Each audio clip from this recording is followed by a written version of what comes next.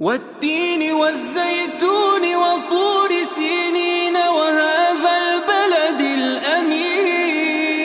لقد خلقنا الإنسان في أحسن تقويم ثم رددناه أسفل سافلين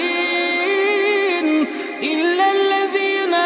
آمنوا وعملوا الصالحات فلهم أجر غير ممنون